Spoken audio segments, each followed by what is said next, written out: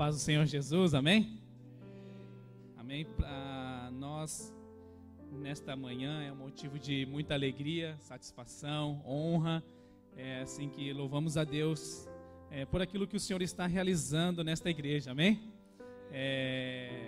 Está no coração de Deus família, está no coração de Deus levantar famílias estruturadas para louvor de sua glória.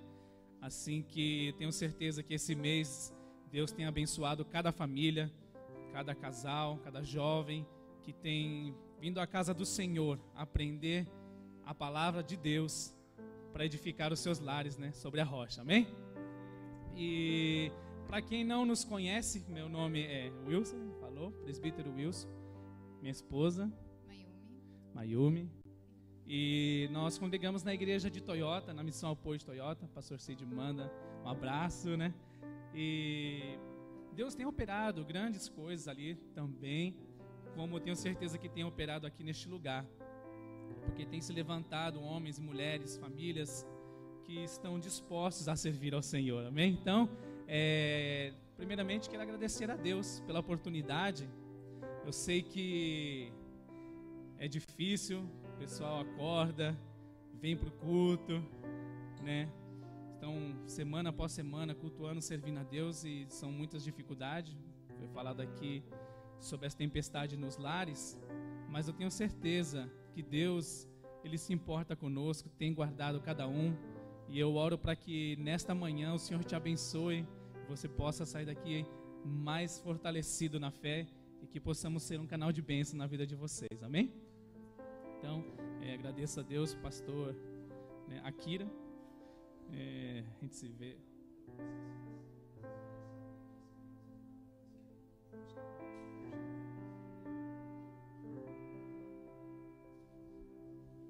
Já aproveitando a deixa, são os meus 3 filhos, a escadinha aí. Né? É a Melissa, o Makoto e o Minoru. Então aí, né? Parou no 3, né? Não sei, né? Sempre que nascia um, o pessoal perguntava lá em Toyota: é um só? Não, acho que é um só. Aí vinha outro. É 2? Não, 2, é só 2, vinha 3. Então nem uso falar mais nada agora. Amém?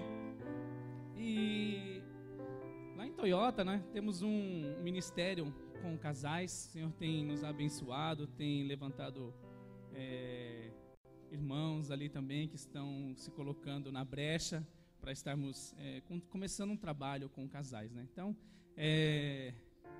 temos os cursos, né? Casados para sempre, curso para noivos, veredas, como vocês também têm veredas antigas, né?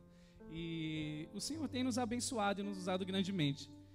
E nesta manhã, que o nosso testemunho também quer compartilhar um pouquinho do nosso testemunho, daquilo que Deus fez na nossa vida até o dia de hoje, amém? Então, para quem não sabe, e eu sei que muitos homens gostariam de dar glória nessa hora, mas vocês não vão poder dar glória aqui. Mas como vocês percebem, em casa é o homem que fala mais. Ninguém quer dar glória aí não, né? Brincadeira, irmãos. Em casa ela fala bastante, mas... né? Vou começar então com o nosso testemunho, amém? Nos conhecemos há... quantos anos atrás, mais ou menos? 13 anos? Não, mais, não, nós estamos casados há 11 anos e namoramos há 13 anos. Há 13 anos já, né? Nos conhecemos no ano de 1996. Isso, já eu tinha apenas 13 anos, fazendo as contas hoje eu tenho 31. Então já faz 18 anos. 18 anos de amizade, e eu paquerava, né? Quando eu conheci ela tinha 13 anos. Sim. E eu conheci o irmão dela primeiro, o Marcelo, né? Tocava baixo, né? E eu falei para ele um dia assim: olha, um dia eu vou casar com a tua irmã. Já viu aquelas brincadeiras? Foi bem ousado, foi bem ousado. Foi bem ousado. E ele disse assim para mim: tenta sorte, mano. Foi o que ele disse, né? Ele é maior que eu, né? São 2 irmãos. E fui tentando a sorte. Tentei. Aí não deu certo, a sorte não deu certo. Ela nem olhava para mim, né? A gente, na verdade, tínhamos uma grande amizade. Sim. falávamos muito por telefone, né? Na época não tinha esses planos que era de graça, então ficávamos mais ou menos 1 hora por dia, né? E 7 as vezes ligações não era nada barato. Aí chegou no fim do mês, o meu pai, né? Chegou a conta lá pro meu pai pagar. 70 mil. E meu pai perguntou, né? Quem que é esse daqui? Porque vinha a relação dos números, né? Olha só. E só tinha o número dele. E meu pai, muito bravo, né? Porque a conta era muito alta. E ele perguntou, quem que é esse? Quem que é essa pessoa, né? E eu falei que era o meu amigo, o Wilson. E ele falou assim que era para que eu desse a conta para que ele pagasse, né? Mas isso não aconteceu, meu pai pagou, né? Pagou, né? Isso foi o primeiro mês, né? Aí depois que a gente parou um pouquinho, ainda veio do mês seguinte ainda, né? Que tinha que vir a conta, né? E durante muitos anos, nós somos grandes amigos, compartilhávamos bastante coisa, saíamos juntos, todo um pessoal, né? Que andávamos juntos. E acho que eu comecei a tocar numa banda de rock, de heavy metal. A pastora Akira me lembrou ali, e foi aqui, acho que por essas redondezas, onde em 2000, a banda que nós tínhamos, abrimos um show da banda Raimundos, no ano de 2000. Quem me vê hoje, eu não lembro, talvez não imagina, cabelo na cintura, tatuagem, piercing, corpo tudo, né? Sim, era bem doidinho. Doidinha, aquela me ama, doidinha, né? Doidão, né? E depois começamos a namorar. Com o tempo, depois dessa grande amizade, né? Não tinha nem como, né? Ficava todo dia no telefone, né? Começamos a namorar e eu tive que, por algum motivo, ir para o Brasil, né? A questão da carteira de motorista. E quando eu fui para lá, ela conheceu o Senhor Jesus. Sim, aí foi onde o Senhor começou a trabalhar no meu coração. Antes, contar um pouquinho também que eu gostava de estar nas discos também, né? Desfilava tudo, e era uma coisa que eu gostava porque era desde pequenininha, né? Na escola, concurso, e eu gostava muito dessas coisas. Aí depois o Senhor mudou a minha sorte, Ele entrou no meu coração, e foi onde que o trabalhar de Deus começou a agir na minha vida, né? E Ele estava no Brasil nesse tempo. Estava no Rock in Rio. No Rock in Rio. Só a graça de Deus. E comecei a escrever cartas para Ele, falando do amor de Jesus. Sabe o que é um heavy metal maluco, maloqueiro, todo doido, sem Deus na vida, receber uma carta falando de Jesus, e a pessoa que eu estava namorando virou crente? Imagina, né? Eu cheguei, e o meu cunhado, irmão dela, que era o vocalista da banda na época, cabeludo também, eu olhei para ela e falei, rapaz, tua irmã se converteu. Ela mandou carta para mim também. E as cartas eram só de Jesus. Eu fui para a igreja, e hoje eu fui para discipulado, e era só Jesus. Estava no primeiro amor, né? Estava muito apaixonado por Jesus. E aí, irmãos, eu fiquei naquela, e agora, né? Volto para o Japão e vou encontrar lá agora uma crente. E eu fiquei muito preocupado, na verdade, porque meu coração já estava aquele desejo, bom, essa é a mulher que eu quero me casar, essa é aquela que eu escolhi, estávamos namorando, mas decidido em casar. Mas chegando aqui, né, aconteceu essa dificuldade do rapaz que era heavy metal, só queria balada, bebida, né, e agora ela na igreja. Aí começava a falar para ele das coisas assim que eu havia aprendido, que eu queria para minha vida, e ele falava, como que era mesmo? Eu entendo, mas eu não aceito, né, a minha conversão, né? E a gente teve um pouco dessa dificuldade no começo da minha conversão. Em 2 Coríntios, capítulo 6, versículo 14, 2 Coríntios 6, 14, fala assim, não vos prendais em um jugo desigual, porque não há comunhão entre as trevas e luz. Irmãos, foi uma das maiores dificuldades, né? Com certeza. Porque não tinha nada a ver mais no assunto. O casalzinho que vivia conversando sobre tudo, olhavam para o outro e já não dava mais para conversar. Já não batia mais as conversas. Enquanto eu falava, olha, eu comprei uma guitarra no Brasil, eu trouxe, nós vamos montar uma banda nova, E ela falando, olha, eu vou pro culto. Eu vou pro culto. E olha, Jesus tem um plano na tua vida. Irmãos, não tem como nós nos prender sobre um jugo desigual. Em Toyota, houve bastante jovens conosco na rede de jovens na época. Inclusive, tenho muitas recordações de 11 anos atrás, né? Aqui nesse lugar, acho que eu estava tocando bateria, que ficava do lado de cá, se não me engano, né? Na rede de jovens. Quantos são daquela época? É um pouco, né? Tem lá. Quem não sabe, que ele é meu irmão gêmeo. Se levanta aí, Toshi, olha lá. É meu irmão gêmeo. Eu vou embora, mas ele fica aqui. E desde essa época, né? Nós tocávamos tudo, né? Mas houve uma dificuldade, né, muito grande no que toca a essa diferença de pensamentos e tudo.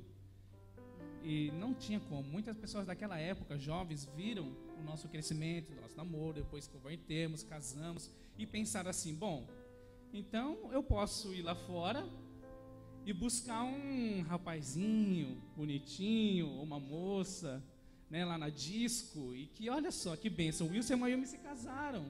O Wilson se converteu, então é uma forma de ganhar alguém para Jesus. Irmãos, não se engane. Não se engane, tá? Não é dessa forma. Eu falo que existe a misericórdia de Deus. Não foi mérito, nada humano, foi um plano de Deus. E nós já estávamos juntos. Porque muitas pessoas viram o nosso testemunho e fizeram o quê?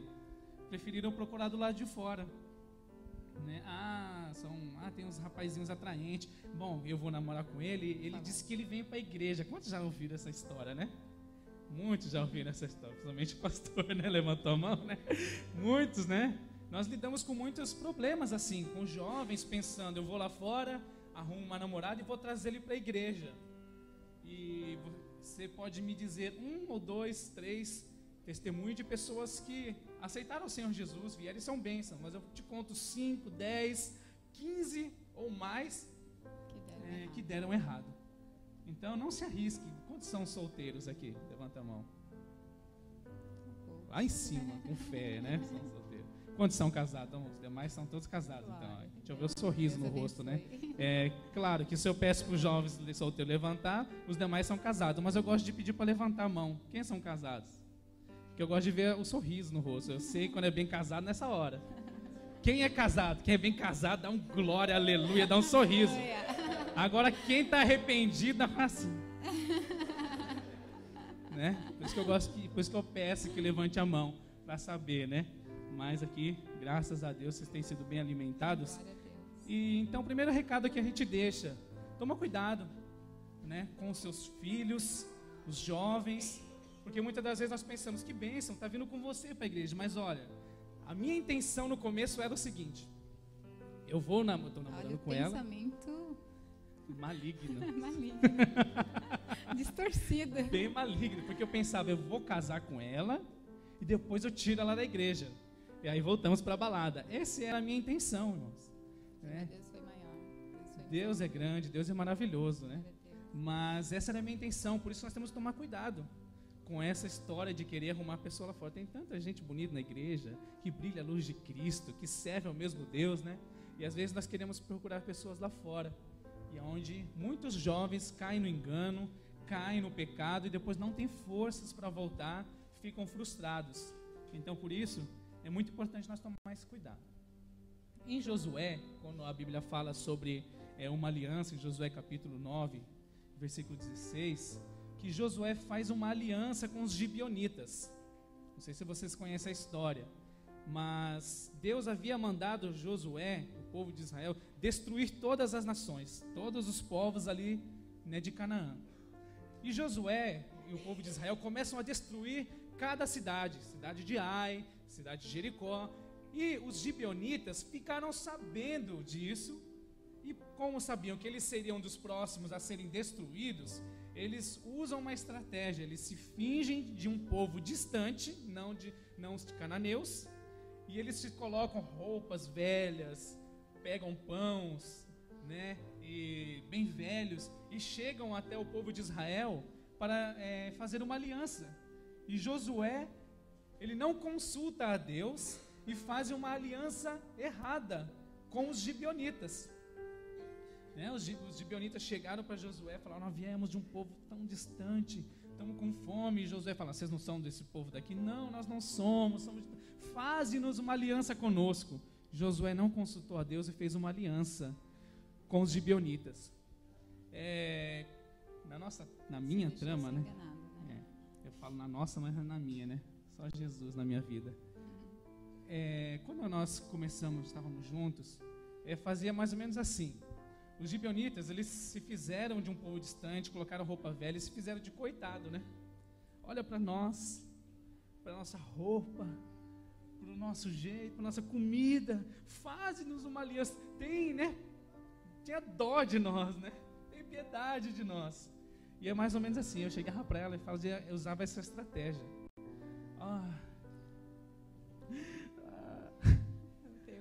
Eu não tenho mãe. Minha mãe faleceu quando eu tinha 9 anos de idade.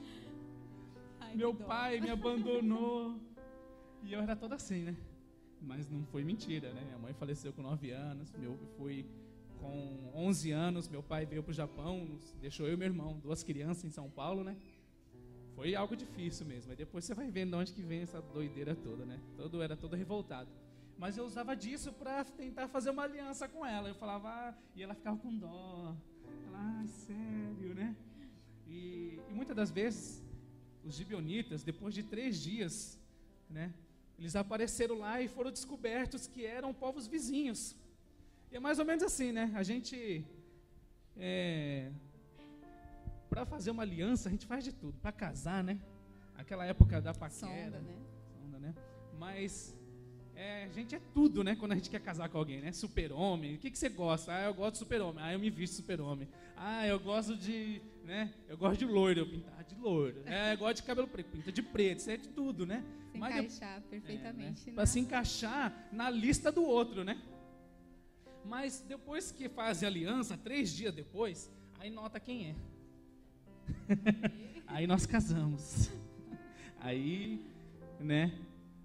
Aí a gente se descobre, vai se descobrindo quem é quem no dia a dia. Sim. Que aquela aliança que você fez, puxa, mas você não era tão distante, não, era vizinho, mas você não era assim, mas você mudou, não é que mudou.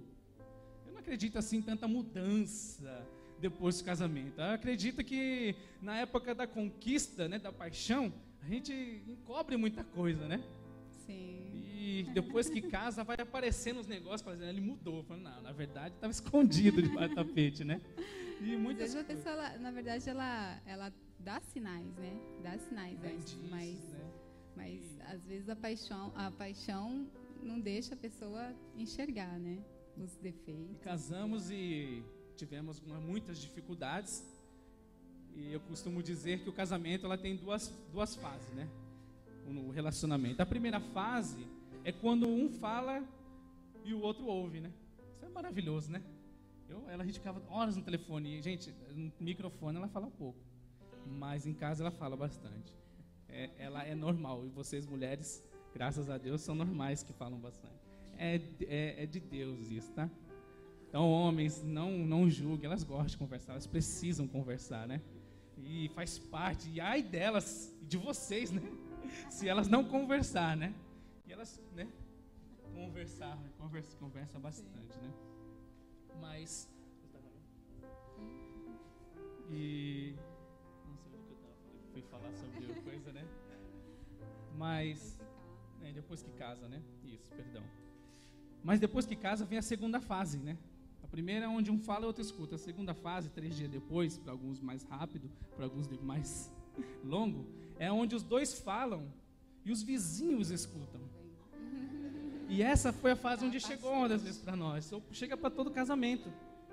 Aonde os dois falam e os vizinhos percebem. Os vizinhos chegam no dia seguinte, eu gostei mais, né? Escuta lá de baixo a briga, né? Então, e teve dificuldades no nosso relacionamento.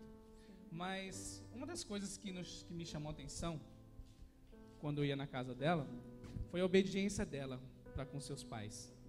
Em Efésios capítulo 6, versículo 2, fala: honra teu pai e tua mãe, para que te vá bens e prolongue seus dias sobre a terra. Uma qualidade que eu vi nela era a honra. Eu sabia que se a mãe dela falasse assim, esse não, eu tinha certeza Bye, que bye. era bye-bye. Quem aqui é do Pará? Alguém tem alguém aqui do Pará, paraense? Eita glória! Não tenho nada contra, eu amo os paraenses, tá? Mas deixa eu falar, minha sogra é paraense, mas é daquelas, né? Brava, e é muito brava, né? E era muito brava mesmo, né? Eu conheci ela antes de se converter. E eu tinha até medo de ir lá, porque eu era amigo do irmão dela, então eu tinha medo dela. Medo mesmo, ela quer te correr com faca atrás, né? E quando Isso antes de se converter, tá? Isso antes de se converter. Antes de se converter. Depois ela corria com a Bíblia, era de mim. E o que aconteceu? Quando a gente estava namorando, né, a mãe dela, ela chegou para mim e falou o seguinte: olha, se você quer namorar com a minha filha, você, né, tu vai ter que se converter. Égua! Desse jeito. E aí, irmãos, eu sabia que você era do Pará. Então, o que aconteceu? Eu chegava na casa dela para passear, a gente iria passear, por exemplo, 3 da tarde. 3 da tarde é o horário que eu marquei com ela para a gente sair, para passear um pouquinho. Eu chegava às 3 da tarde, ouvia a palavra da minha sogra, que ela pregava, contava testemunho, um monte de coisa, pregava, 3 horas. Louvava os hinos. 3 horas pregando para mim. Olha o heavy metal, cabeludo, maloqueiro, ouvindo a palavra de Deus durante 3 horas. E outra, todo mundo saía, ela, os 3 irmãos saíam, ficava só eu na sala ouvindo. Olha só, ficava muito bravo com ela, ficava muito bravo. E aí a minha sogra falava assim: agora nós vamos cantar um hino. Olha, irmãos, sinceramente, quando ela falou isso, eu pensei em uma coisa. A primeira coisa que eu pensei, o hino nacional brasileiro. Ela vai cantar o hino. Eu falei, eu conheço o hino do Brasil, o hino do Corinthians, qualquer coisa, mas qual será o hino que ela vai cantar? Ela me dá o play daquelas fitas ainda. E começa o hino da harpa cristã, que hoje eu amo muito. Mas naquela época eu falei, não acredito. Eu falava assim para ela: se você contar para os meninos da banda que eu fiquei aqui... Ai, era tão difícil. Mas uma coisa eu vi, né? A determinação da mãe, dos pais, do pai dela. Eles eram muito bravos e era ou vai para o culto ou não vai namorar. E eu estava apaixonado, sou apaixonado por ela. E falei, não, eu faço de tudo. Lembrando que a minha intenção era, depois que eu casar, eu tiro ela. Mas a obrigação, né? Ela me obrigava mesmo. E ela é forte, gente. Forte e brava. E ela falou, você... Eu era obediente, então ele não E ela era obediente, e eu sabia que ela era obediente. Eu via isso na casa dela todo dia. Então eu falei, bom, se falar que não pode, então eu sei que não. Né? E o que eu deixo para vocês, que são pais? Vocês têm que ser firmes com seus filhos. Vocês têm que ser determinados. Não criem os seus filhos achando que eles podem resolver as coisas sozinhos. Deus deu um presente para vocês cuidar. E eu vi o temor da mãe. Hoje eu entendo porque eu já tenho uma filha, já está com 10 anos. E eu falo, ai de quem chegar perto também, né? Se eu ouvir 3, vai ouvir 6 horas de pregação. Vai sofrer, né? Mas, irmãos, sabe que toda vez que eu ia lá, eu tinha que ouvir a palavra de Deus? Né? E chegou uma hora, irmão, que aquilo foi entrando no meu coração. Porque a palavra de Deus é como um martelo que esmiuça a penha. Você pensa que a pessoa está resistindo. Quantas vezes a gente vai falar de Jesus para alguém, a pessoa fala, eu não quero saber. Quantas vezes acontece isso? Ah, eu não gosto de ouvir a palavra de Deus. Ah, desculpa, né? A gente começa a contar um testemunho, né? Às vezes a tua experiência de vida, o teu testemunho fala muito mais, né? Como falava, ela não chegou um momento onde ela não falava mais de Jesus para mim. Eu não deixava, eu ficava bravo. E aí eu comecei a ver o testemunho na vida dela. E aquilo ali foi tocando a minha vida. E eu fui querendo, puxa, que legal. São um povo diferente. E comecei indo por obrigação. Eu vou falar a verdade, pastor. O primeiro dia que eu fui para a igreja, eu falei, eu vou para não voltar mais. Quantos talvez aqui vieram assim, né? Eu vou só, obrigação. Pra provar que é ruim, né? Eu vou mostrar que eu sou mal, né? Só Jesus na minha vida, né? Eu coloquei uma camiseta do Iron Maiden, tinha um caveirão aqui na frente, mostrei a tatuagem, coloquei umas correntes, brinco, piercing, bracelete com um monte de coisa, fui bem punk mesmo. E falei para ela, se alguém olhar feio para mim, não volto mais. Falei. E fui, todo doidão, né? Só que chegou ali, acabou eu ficando mal. Só que eu começava, eu estava reparando mais em mim mesmo do que a própria igreja. Porque ele foi tão bem recebido, tão bem amado. E eu fui bem amado. Recebi cada abraço que eu nunca recebia. Você vai em show de rock, é só porrada, é feio o negócio. Só Jesus. E o louvor, as pessoas cantavam, louvavam. E não sei porquê, irmãos, eu começava a chorar na hora do louvor. E agora eu sei, né? Mas na hora eu não sabia. E eu falava, o que está acontecendo? E ficava adorando ao Senhor ali. E foi um processo que Deus fez na nossa vida, né? Sim. E hoje, estamos casados há 11 anos. Deus tem feito grandes coisas na nossa vida. Hoje a gente tem, fora isso, tem muita história, né? Sim. Né? Quando o pastor Akira falou, já vou passar, eu falei, bom, dá para contar a nossa história todinha aqui. Mas eu só queria deixar isso para vocês, que são pais, que são jovens, que estão cuidando de jovens na igreja, e é uma igreja bastante jovem. Então, que a gente tenha no nosso coração, né, principalmente para vocês que são pais, têm seus filhos crescendo, vocês devem sonhar, né, com os filhos de vocês, tendo um casamento abençoado. A minha sogra, ela chegava para mim, a gente vinha da balada, ela colocava o dedo no meu nariz, assim, ó, e hoje eu ponho dela, assim, né, e ela colocava o dedo no meu nariz e falava assim, ó, tu vai ser um pregador da palavra. Dentro de mim eu falava assim, impossível, nem na igreja eu quero ir.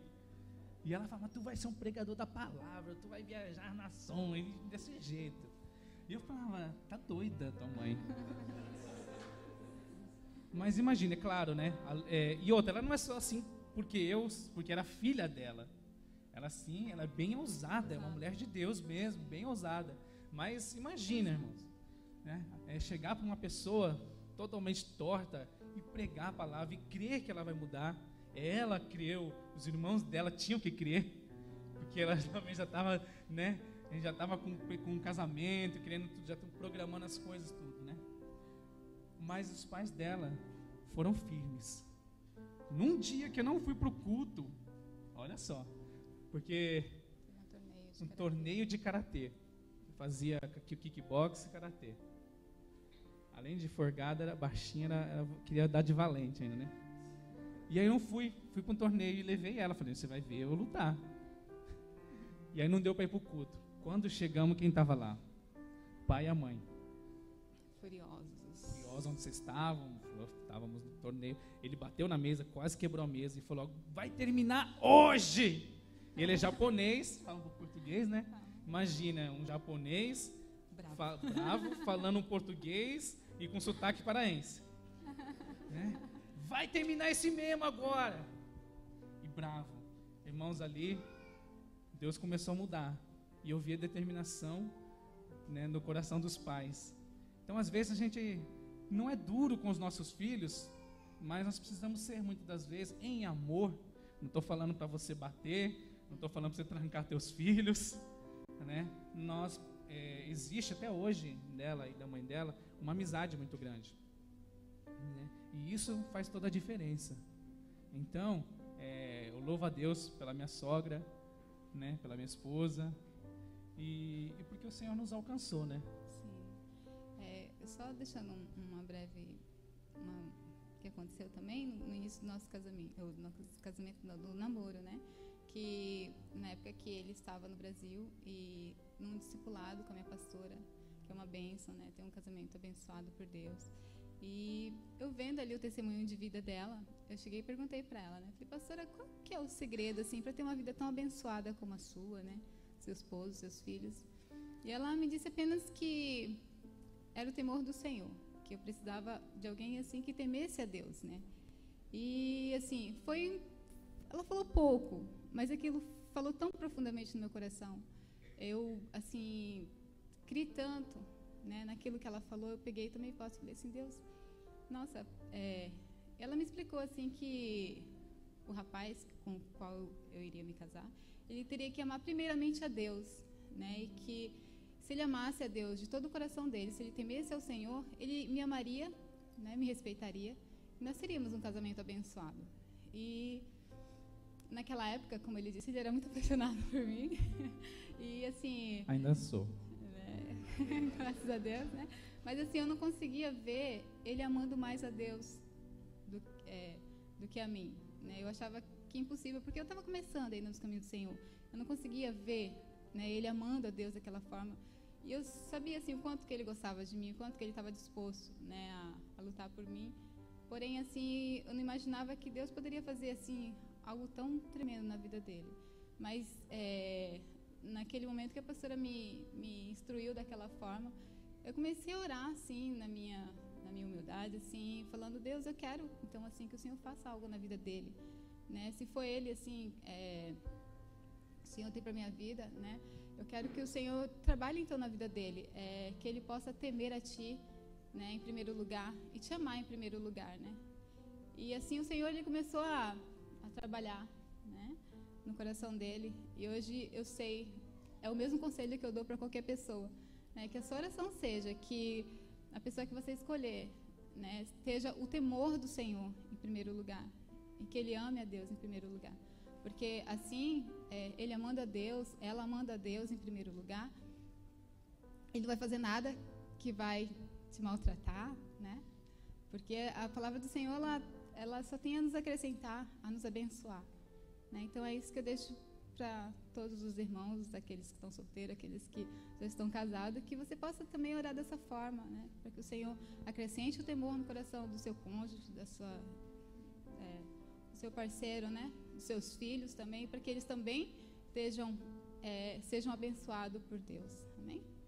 Somente isso. Sabe por quê? Porque tem gente que não quer perder, que gente que chora, reclama, que perdeu o cônjuge para Jesus, sabia? É estranho, né? Ah, vive na igreja. Um tempo atrás agora, estava conversando com um rapaz que vinha na célula, né?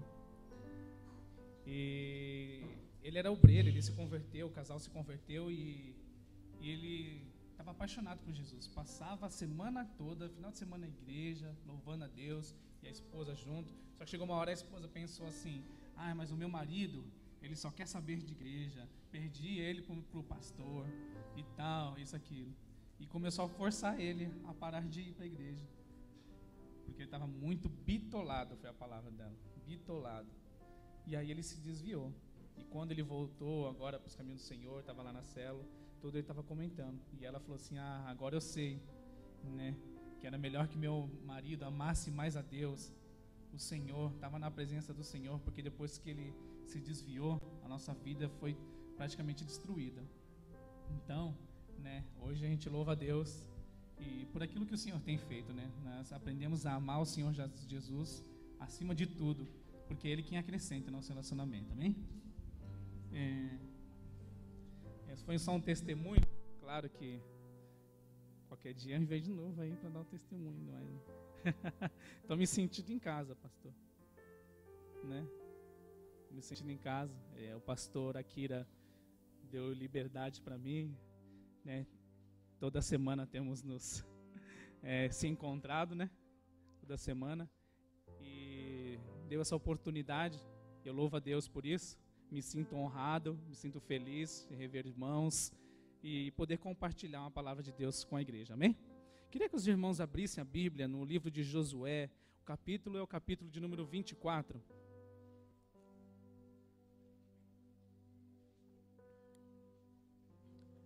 Abra a tua Bíblia no livro de Josué, capítulo número 24, versículo 14.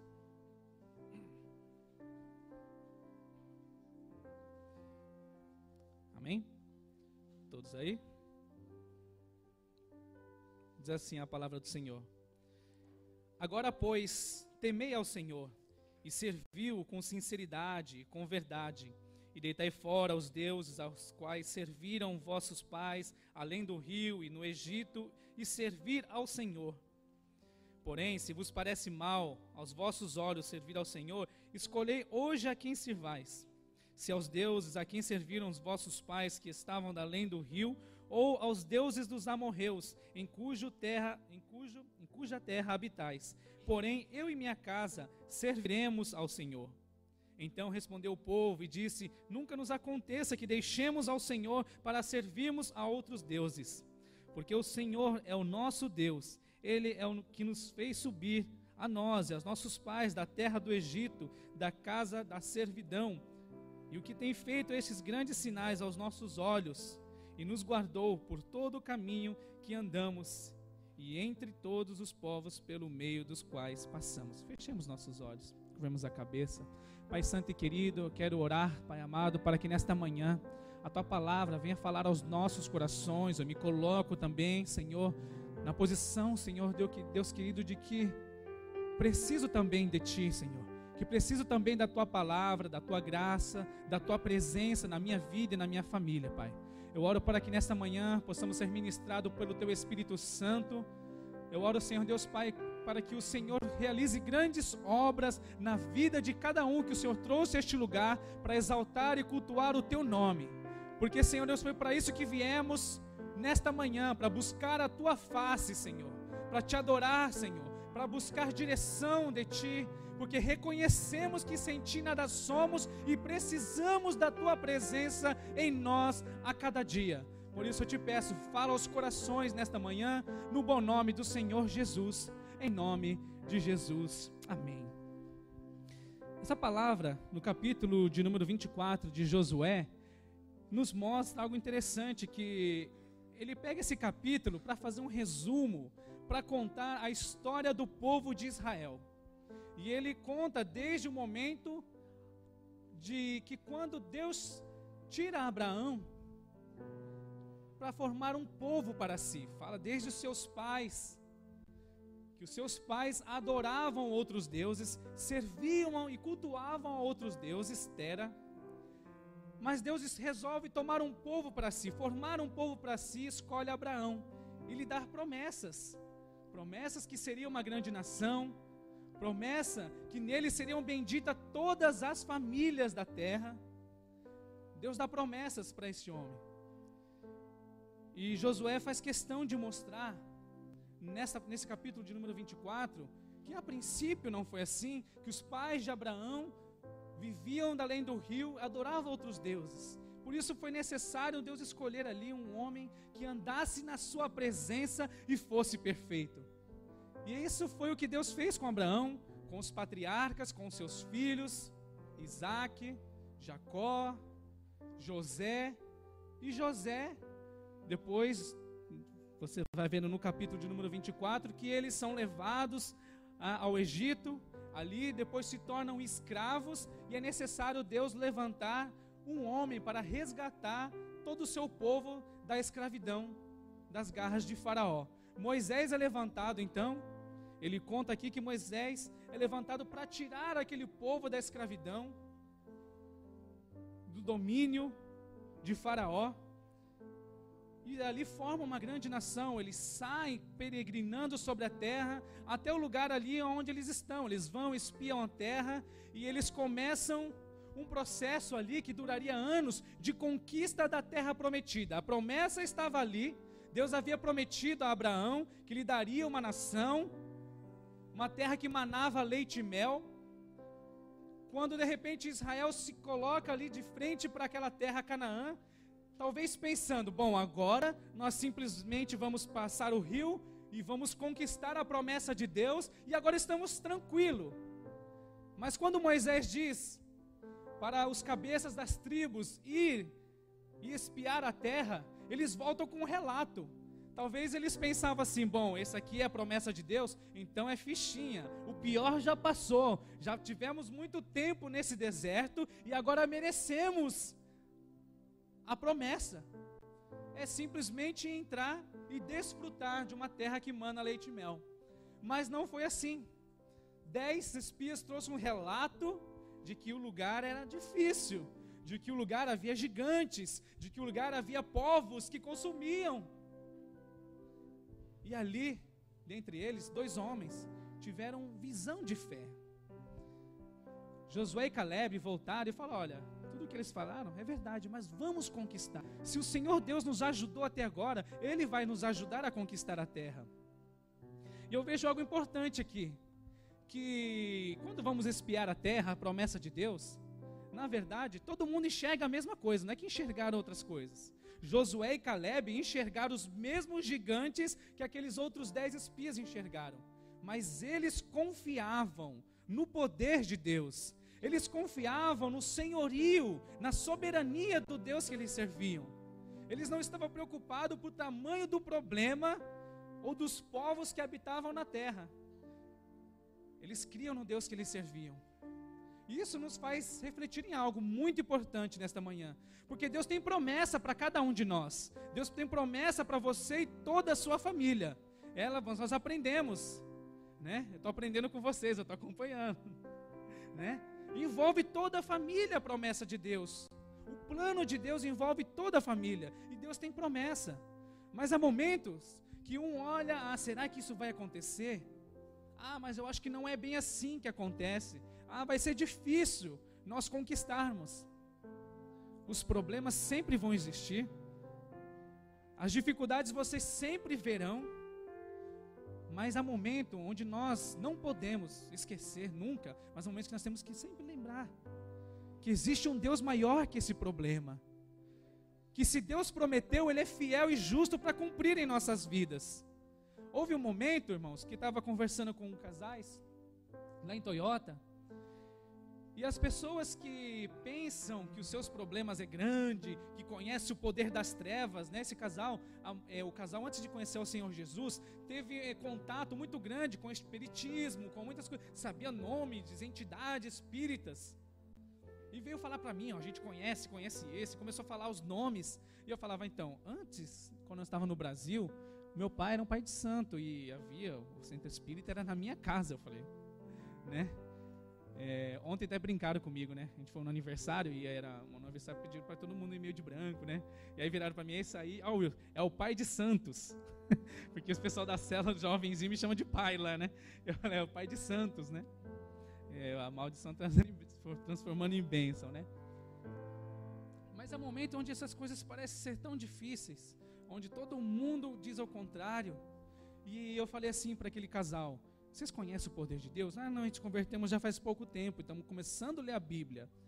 E eu disse assim, vocês estão com medo? Eles me chamaram porque estavam vendo vultos e muitas coisas, estavam passando a noite toda acordada.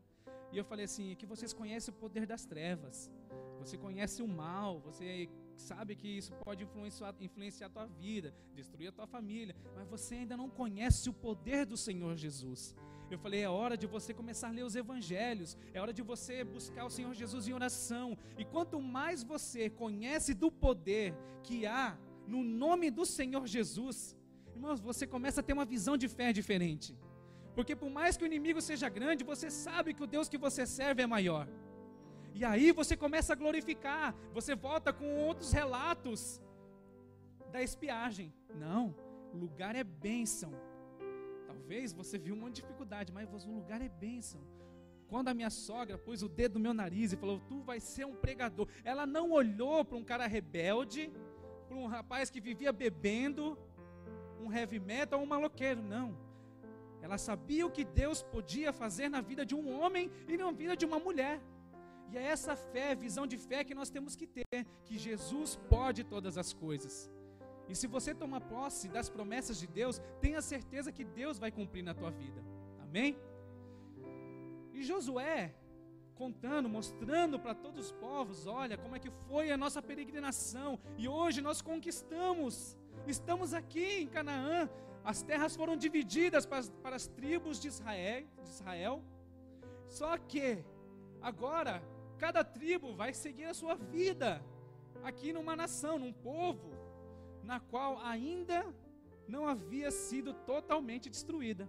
Eles passaram a habitar em Canaã, mas haviam povos que eram dali, que viviam ali ainda, e Josué sabia da história, do histórico de Israel, que eles poderiam ser influenciados pelos deuses pagãos daquele lugar.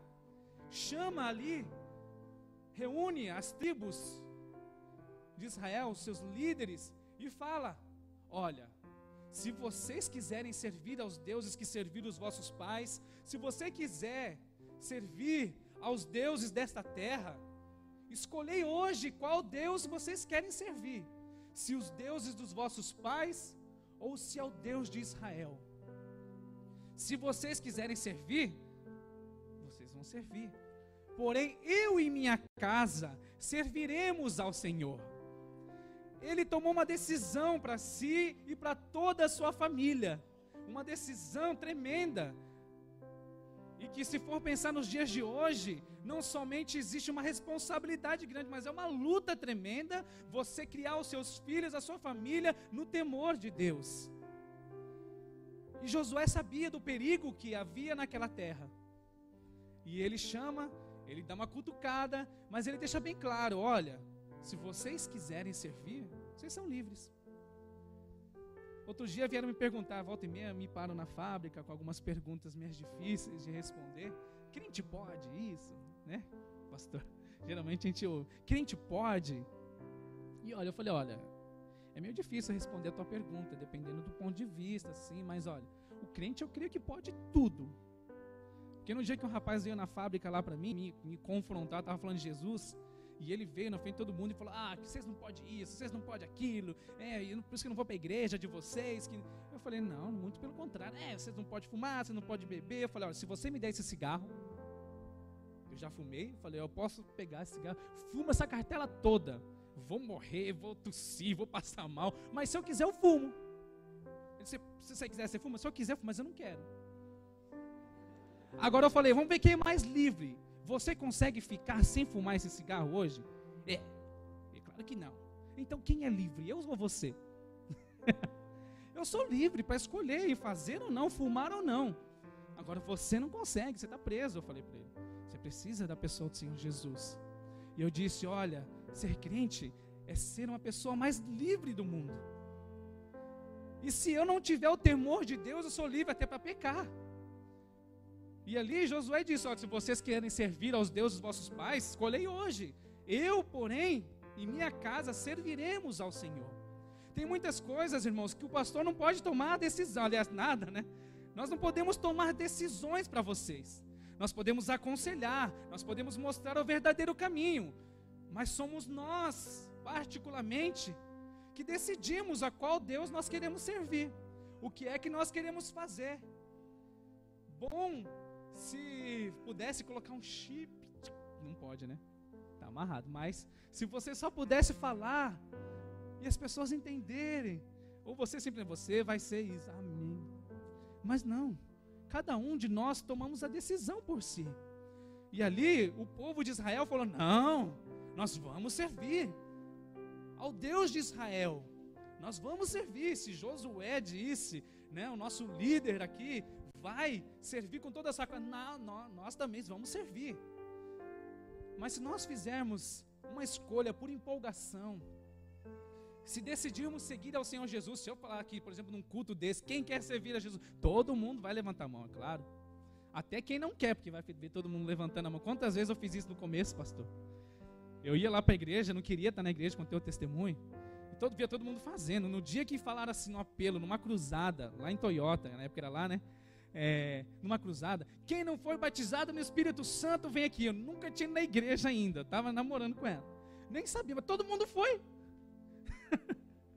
Quem quer ser cheio do Espírito Santo? E olha lá, o cabeludo lutador de kickbox amarelou naquele dia.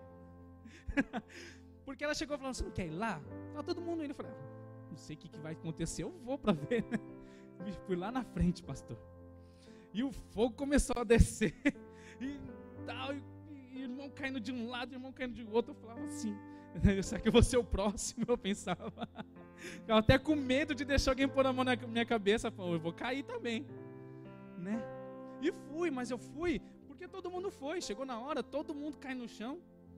No final, acabou a primeira parte da ministração, todo mundo ia almoçar, só estava eu de pé. Né? Por quê? Não aconteceu nada. Porque eu fui por embalo. Fui porque todo mundo foi.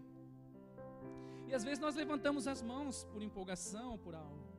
Mas quando nós falamos em nossa família, irmãos, quando falamos em servir a Deus todos os dias da nossa vida, é algo muito maior do que você dizer: eu quero entrar nessa fábrica, e se não der certo eu saio.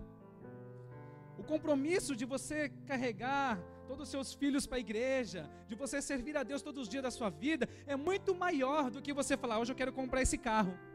Porque quando você compra o carro e bate, vence o Chaquém, primeira coisa que você balanceia é: renovo o Shaquem ou jogo fora? O que eu faço?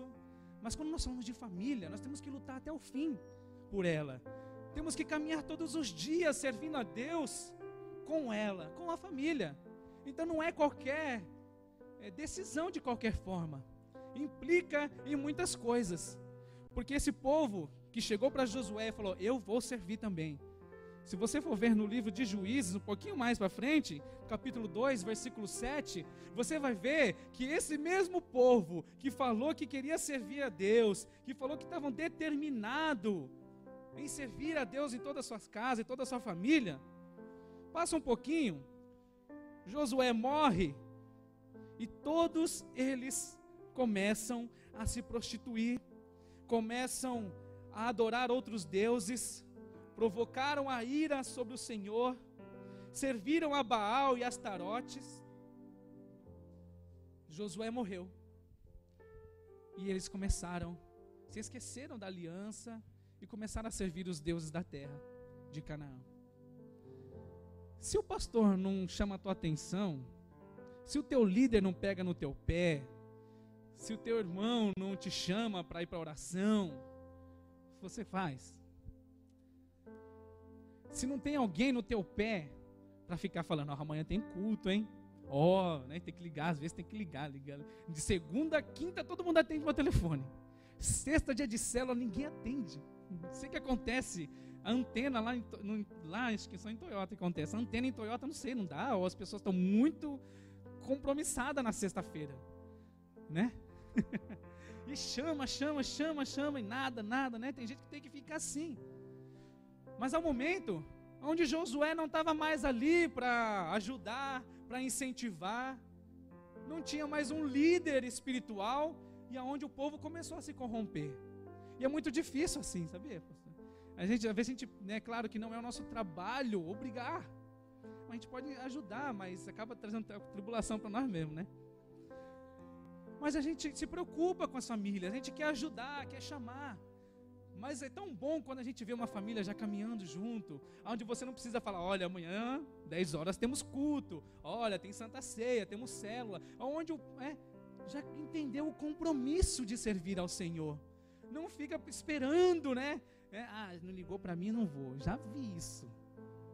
Não me ligou hoje. Por que você não apareceu no culto? Ninguém me ligou, não tinha carona, né?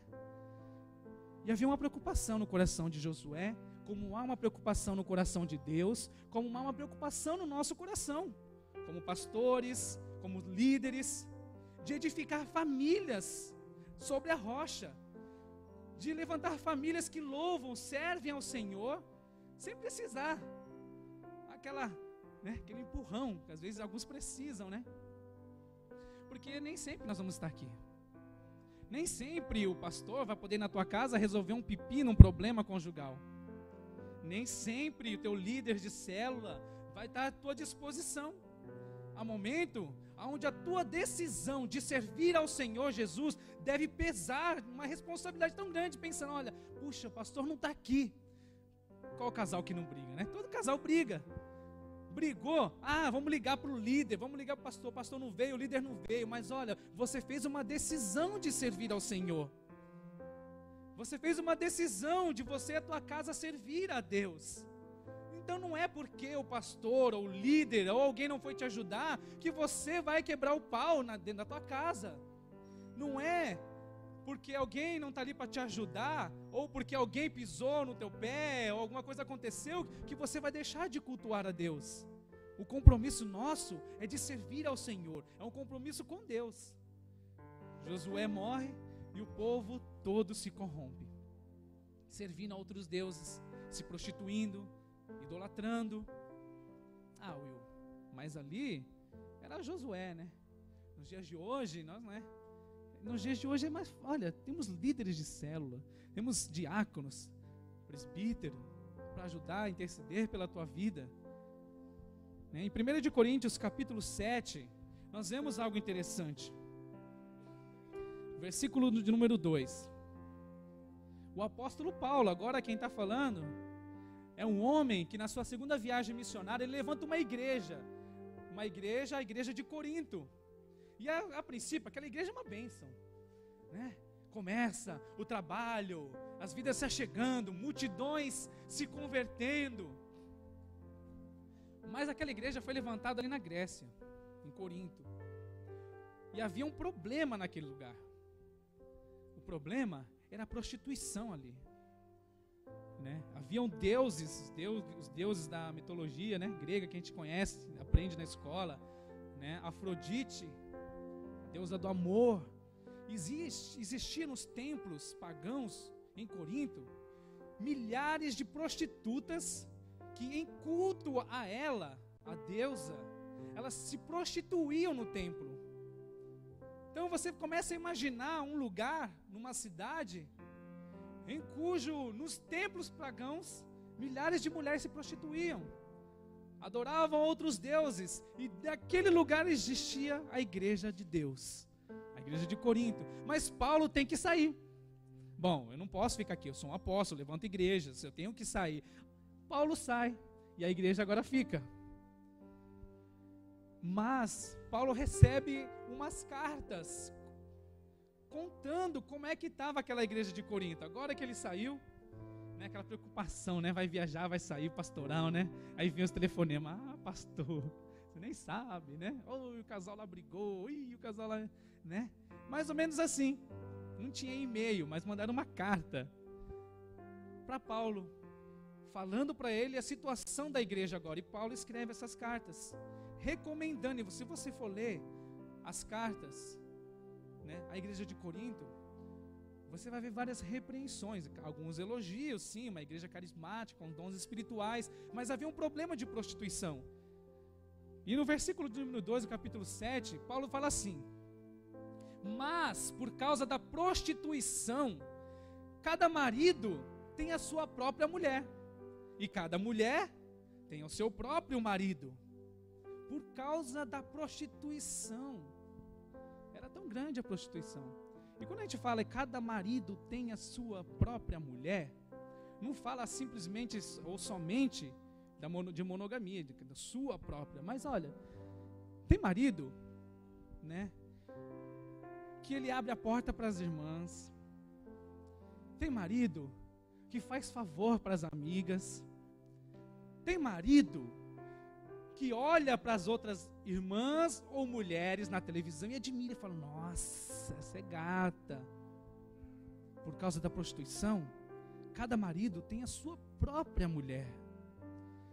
Ou seja, se você ajuda, não é errado você ajudar as irmãs que precisam, nenhum problema. Mas se você ajuda as suas irmãs, os seus irmãos, por que você não vai fazer isso para a sua esposa? Por que a gente não vai fazer isso para aquela que Deus nos deu para ser companheira? Por causa da prostituição.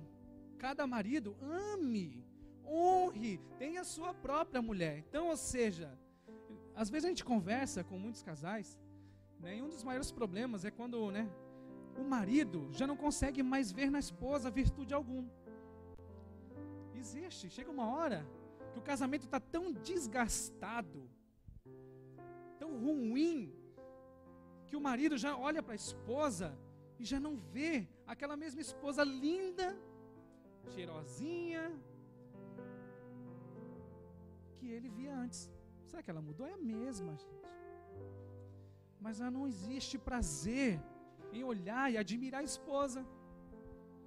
Não quer mais amar. E se nós corremos este risco de deixarmos de elogiar a esposa de manhã, tá certo que ela não acorda toda maquiada do jeito que você vê ela o dia inteiro, certo que, né, baba, cabelo bagunçado, né, tudo, mas é a tua esposa. E se você não fizer um elogio, amá-la, ela, você corre o risco de elogiar outras. E é por isso que, por causa da prostituição, cada um tem a sua própria mulher. E é por isso, por causa da prostituição, que cada esposa tem o seu próprio marido, né? Esposas também. Porque é tão fácil, eu me lembro até hoje, durante os 3 meses, nós vimos agora pelo caminho, Durante 3 meses eu trouxe a minha esposa aqui para tirar a carteira de motorista, que era em português, inglês, né? Inglês. E tal, e vinha trazer ela aí, né? Aqui em Toyohashi, ali no centro. E nós lembramos ali, né? E eu mudei de serviço, peguei Yakin, né? Durante 3 meses fiz Yakin, e aí eu saía do serviço e vinha trazer ela aqui. E eu ficava com a minha filha e o outro que era bebê ainda, né? Enquanto ela estudava. Foi, vinha fazer a prova aqui, né, em Toyokawa e tal. E isso durou 3 meses. E ensinava ela a dirigir e tal. Ela pegou aquele Karimen, que, né, vamos lá, me ajuda, vamos, né. E foi reprovando, 1, 2, passou. E aquela paciência de ensinar, né. Paciência de ensinar a esposa a dirigir. Ah, agora sim, vocês entenderam a piada, né. Sabe por quê, irmãos? É porque eu não entendo as mulheres. Não entendo essa cabeça de mulheres. Tem um japonês que ensina lá, né, no Shikenjo lá, né? E um senhor, ele é muito estúpido, ele grita, né? E quando ele grita com as mulheres lá, as mulheres, ai, tchigau. Ah, mas desculpa. Agora quando é o próprio marido que fala, não, vira, não quero mais também. Vocês homens são tudo iguais. Vocês não têm paciência com a gente. Eu vou pedir para outra pessoa me ensinar. Vou pedir para a pastora, para minha líder. Não entendo. O japonês que é estúpido, que nem é teu marido, nem teu pai. Você abaixa a cabeça, pede sumimasen, dá honra. Tá pagando ainda? Ele te xinga de bacaiaró e você pede desculpa. Teu marido só fala, olha o poste! E olha, o poste está ali mesmo. E aí você fica brava? Eu não entendo. Né? Honra todo mundo, mas não honra o marido que está em casa, que deve e que merece a honra da esposa. Tem coisa que eu não entendo. Mas por causa da prostituição, cada esposa tem o seu próprio marido. Ama o seu marido. Honra o teu chefe lá na fábrica, né? Vai lá, fala, olha, essa peça é aqui, pega daqui, dobra, coloca na caixa e põe aqui. E fica te cronometrando. Não sei se tem linhas assim de produção aqui, mas fica. Aí o marido só fala, amor, pega um copo com água. Simples, né? Pega você, ó. Você tem pé e mão para quê? Não sou tua escrava? Ah, irmã, tem gente assim, né? E não quer. E por que o chachô, ranchô, né? Honra, pede desculpa. Sai furiou, né? Mas sem deixar. Gomenasai, né? Pede desculpa, né? Agora em casa faz uma coisa errada, né? O ovo saiu furiou, a comida saiu furiou. Vai comer assim mesmo. Se não quiser, vamos comer fora. Tem coisas que a gente não entende, né? Mas, por causa da prostituição, porque assim, irmãos, a gente não honra o nosso marido, a gente tem um marido cada vez mais desgostoso em casa, e o que vai acontecer? Aí ele não vai ter nem vontade, tem marido que não tem nem vontade de voltar para casa. E é terrível isso, né? Dá o horário do sinal, primeira coisa que a gente tem que fazer, o desejo, vou para minha casa, volta para casa, vê a esposa, as crianças. Mas tem marido que não quer nem voltar para casa, porque vai voltar para casa, aquela mulher reclamando. Agora? Atrasou 5 minutos, onde o senhor estava? Vai fazer as coisas, vai. Ele prefere fazer qualquer coisa, menos voltar para casa. E aí, abre portas, brechas. O marido já não quer, não busca mais a esposa se sente tão vazia, aí aparece na internet, nos bate-papo da vida, tantas coisas que acabam influenciando. O que eu quero dizer com isso? Que nós, como igreja do Senhor Jesus, como luz nessa terra, nós precisamos resplandecer a luz de Cristo, mas nós temos que lembrar que nós ainda estamos num mundo pecaminoso, que da mesma forma que o povo de Israel teve que habitar juntamente com os cananeus, da mesma forma que a igreja em Corinto teve que habitar juntamente com os homens gregos que adoravam outros deuses, nós precisamos aprender a tomar uma decisão de não nos contaminar com os deuses deste século. Nós precisamos fugir da aparência do mal, dos desejos da mocidade, daquilo que é pecado.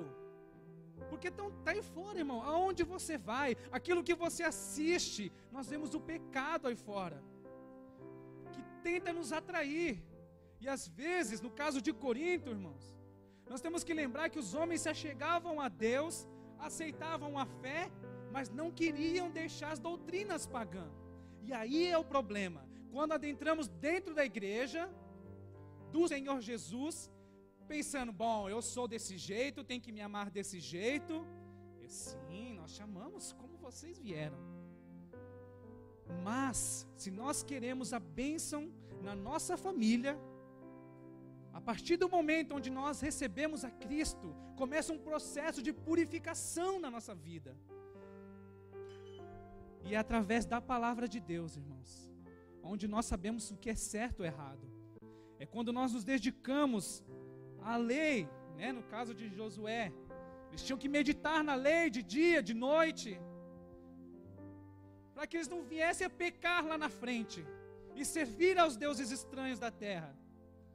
O que vocês estão recebendo nesse mês, informações, ministrações, palavra de Deus, para que vocês possam edificar a casa de vocês sobre a rocha, que é o Senhor Jesus. Mas, a partir do momento onde nós recebemos ao Senhor Jesus e dizemos, Senhor, eu e a minha casa serviremos ao Senhor, é ali que Josué falou, então deitai fora todos os deuses que serviram os vossos pais, os deuses dessa terra. Porque tem muitas coisas que acabam a gente se converte. Por exemplo, né? Muitas mulheres dentro da igreja não aceitam essa questão da submissão. Não aceita. Se converte, quer a bênção de Deus, mas não se sujeita ao seu marido. E quando eu falo se sujeitar, não estou falando de ser escrava. Estou falando de se sujeitar em honra, em amor. Tem muitos homens que aceitam ao Senhor Jesus, vêm para a igreja, mas ele acha normal muitas coisas, ouvir, assistir, e ele entra e fala, não, está certo. Mas se nós queremos a bênção de Deus, temos que viver uma vida reta diante da presença do Senhor. Deus tem um compromisso tão grande com aqueles que têm compromisso com a sua palavra, amém? E se você nesta manhã entenderem e sair deste lugar determinado, fazer a diferença aonde quer que vocês forem, servir ao Senhor Jesus, não porque tem alguém mandando, não porque alguém está convidando ou te pressionando, mas porque você compreende que sem a pessoa do Senhor Jesus, a tua família jamais será abençoada, porque Jesus, Ele é a fonte de vida. Se não é a pessoa do Senhor Jesus em nossa vida, irmãos, estava falando outro dia, né, para algumas pessoas, e entre elas tinha algumas pessoas que idolatravam a pessoa de Maria. E eu disse assim para os casais naquele dia, olha, eu amo Maria, mãe de Jesus. Eu admiro ela, porque olha só, ela deu o maior dos maiores conselhos que existe na Bíblia. Maria é mãe de Jesus. Qual foi o conselho? Quando Jesus opera um milagre, o primeiro grande milagre dentro de um casamento, e acaba-se o vinho, e as pessoas começam a procurar quem? Maria. Acabou o vinho. Maria fala simplesmente assim, aponta para o Senhor Jesus, o seu filho, e fala, fazei tudo quanto Ele vos disser. Amém? Ou seja, por isso que eu admiro Maria, porque não foi ela que fez o milagre, ela apontou para o Filho de Deus, Jesus Cristo. Cuidado para buscar em fonte errada, tá? Para restaurar casamento, viu? Fazei simplesmente, é tão fácil, fazei tudo quanto Ele vos disser. Jesus nos deu várias instruções, e se nós o amarmos, se nós o buscarmos de todo o nosso coração, tenha certeza, a tua família vai ser diferente. Amém? Quero orar pela tua vida, quero te convidar a se colocar de pé.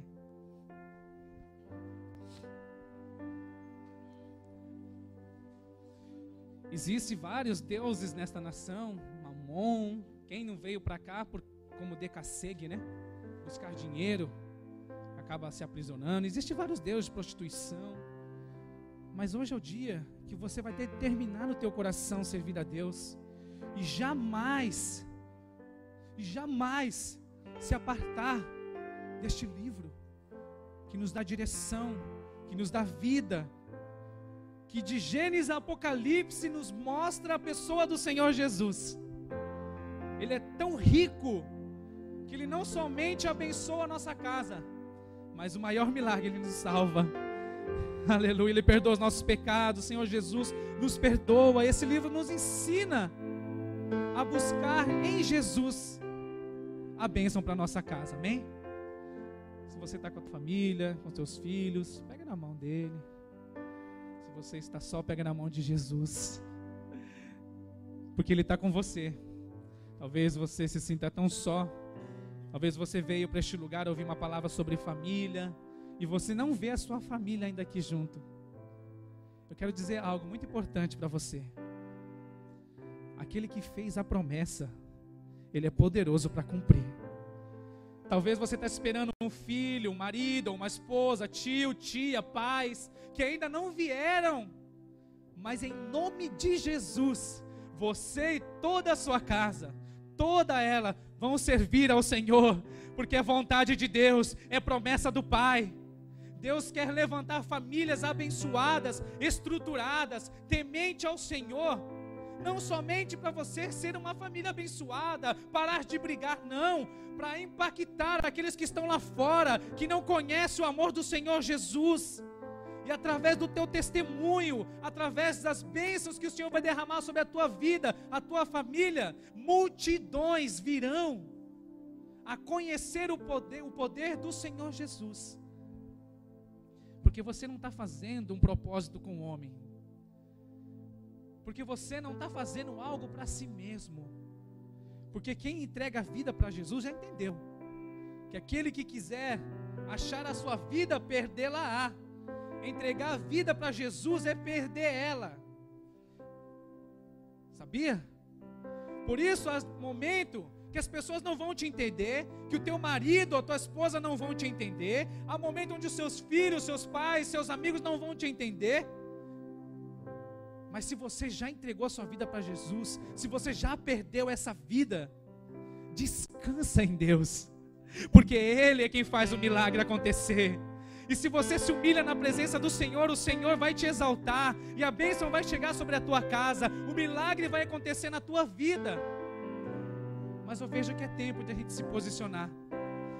É momento do marido, a esposa, começar a olhar para dentro de casa e falar: isso aqui não é de Deus. É momento do marido e a esposa dentro da casa do Senhor pensar: isso que eu estou fazendo, eu acho que eu acabei trazendo, e é hora de renunciar, porque Jesus quer que você viva a plenitude do Evangelho do Senhor, amém? Feche os seus olhos nesse momento. Vocês tiveram um mês de ministração sobre família, e eu só vim para acrescentar algo no teu coração, mas que o Senhor Jesus te abençoe poderosamente, a sua casa seja um manancial de águas vivas, que vai abençoar multidões, que a tua célula, na tua casa,